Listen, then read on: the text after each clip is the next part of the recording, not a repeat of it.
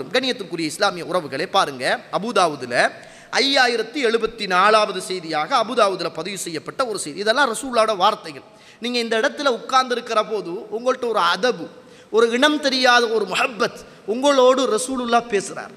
இதெல்லாம் ரசூலுல்லாஹ்வுடைய சஹீஹான வார்த்தைகள்.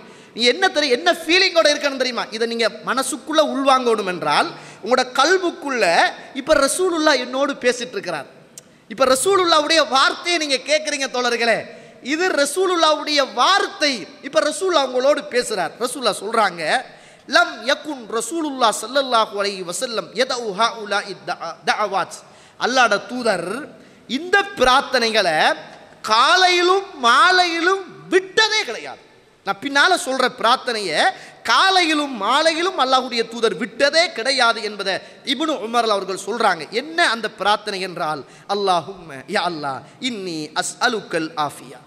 யா அல்லாஹ் உனக்குட்ட நான் ஆஃபியத்தை கேட்கிறேன். காலையில் நான் உனக்குட்ட நான் ஆஃபியத்தை, இந்த உலகத்தின் ஆஃபியத்தையும் கேட்கிறேன், மறுமையுடைய ஆஃபியத்தையும் கேட்கிறேன். அல்லாஹும்ம இன்னி அஸ்அலுக்கல் அஃவல் ஆஃபியா ஃபி தீனி. யா அல்லாஹ் நான் உனக்குட்ட இன்மையுடைய ஆஃபியத்தையும் மறுமையுடைய ஆஃபியத்தையும், என்னுடைய பாவ மன்னிப்பையும், எனக்கான மார்க்கத்துடைய ஆஃபியத்தையும், உலகத்துடைய ஆஃபியத்தையும், எனக்கான என்னுடைய குடும்பத்துடைய ஆஃபியத்தையும், வாஹிலி வமாலி என்ற குடும்பத்துடைய ஆஃபியத்தையும், வமாலி என்னுடைய பொருளாதாரத்துடைய ஆஃபியத்தையும். நீங்கள் பொருளாதாரத்தை நம்பி ஒருவனுக்கு கொடுத்துருவீங்க, அவன் பொல்லு போட்டுருவான், அவன் களவெடுத்துருவான், உங்களை ஏமாத்திடுவான்.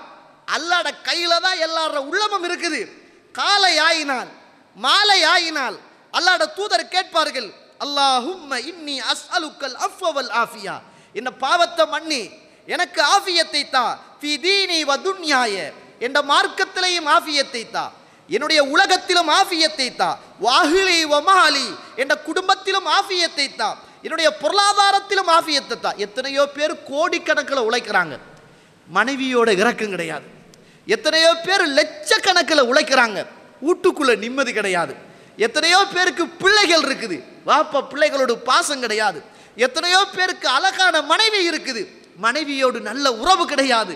ரசூலுல்லாஹ் கேட்ட துவா தோழர்களே, சுப்ஹானல்லாஹ், எனக்கு பாவத்தை மன்னி ஆஃபியத்தை தா, என் குடும்பத்திலே ஆஃபியத்தை தா, என் பொருளாதாரத்திலே நீ ஆஃபியத்தை தா. அல்லாஹும்ம ஸ்துர் ஔராத்தி. யா அல்லாஹ் என்ற மானத்தை நீ பாதுகாத்துடியா அல்லாஹ், என்ற மானத்தை நீ பாதுகாத்துடியா அல்லாஹ் என்று ரசூலுல்லாஹி ஸல்லல்லாஹு அலைஹி வஸல்லம் காலையிலும் மாலையிலும் இந்த துஆவை என்ன செய்வார்கள், கேட்பார்கள் என்பதை நாங்கள் பார்க்கிறோம். ரசூலுல்லாஹ் கேட்பாங்க, அல்லாஹும்ம ஹஃபல்னி மின் பைனி யதைய. யா அல்லாஹ் எனக்கு முன்னால நீ என்ன பாதுகாத்துடு, வ மின் ஹல்ஃபி எனக்கு பின்னால நீ என்ன பாதுகாத்துடு, வ அன் யமீனி என்ற வலது பக்கத்தாலே நீ என்ன பாதுகாத்துடு, வான் ஷிமாலி என்ற இடது பக்கத்தாலே நீ பாதுகாத்துடு, ஒமின் ஃபௌகி மேலாலையும் என்ன பாதுகாத்துடு யா அல்லாஹ் என்று ரசூலுல்லாஹி ஸல்லல்லாஹு அலைஹி வஸல்லம் அல்லாஹ் கிட்ட நிறையவே என்ன செய்வார்கள், துஆ கேட்பார்கள் என்று சொல்லுகின்ற செய்தியை நாங்கள் ஹதீதுகளிலே பார்க்கிறோம். கண்ணியத்துக்குரிய இஸ்லாமிய உறவுகளே, இந்த துஆவுலே எல்லாம் அல்லாஹ்வுடைய தூதர் இரண்டு விதமான ஆஃபியத்தை, ஒன்று உலகத்தின் ஆஃபியத்,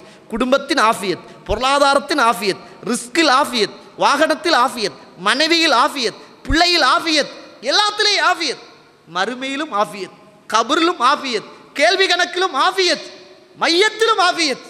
ஆஃபியத் என்பது இஸ்லாத்தில் எவ்வளவு ஒரு பெரிய இடத்துல இருக்குது. நம்ம இந்த ஆஃபியத்தை அடிக்கடி அல்லாஹ் கிட்ட என்ன துஆ கேட்டாலும் ஆஃபியத்தை சேர்த்து தாங்க கேட்கணும். பொருளாதாரத்தை கேட்குறீங்களா, ஆஃபியத்தோடு கேளுங்க. வாகனத்தை கேட்குறீங்களா, ஆஃபியத்தோடு கேளுங்க. குடும்பத்துக்கு கேட்குறீங்களா, ஆஃபியத்தோடு கேளுங்க. குழந்தைகளுக்கு கேட்குறீங்களா, ஆஃபியத்தோடு கேளுங்க. வீட்டில் கேட்குறீங்களா, ஆஃபியத்தோடு கேளுங்க. எதுவாக இருந்தாலும் ஆஃபியத்தோடு நீங்கள் கேளுங்க. ஏன்னா சில ஆட்கள் பெரிய வீடு கட்டுவாங்க, வீட்டுக்கு போகக்குள்ளேயே நோயாளி ஆகிடுவாங்க, வீட்டுக்கு போகக்குள்ளேயே நோயாளியாகும். வீடு கட்ட கேட்டோம், ஆஃபியத்தை மறந்துட்டோம். அல்லாஹ் வீட்டை தந்தான், ஆஃபியத்தை தராமல் விட்டு விட்டான் என்பதை நானும் நீங்களும் மறந்துவிடக்கூடாது.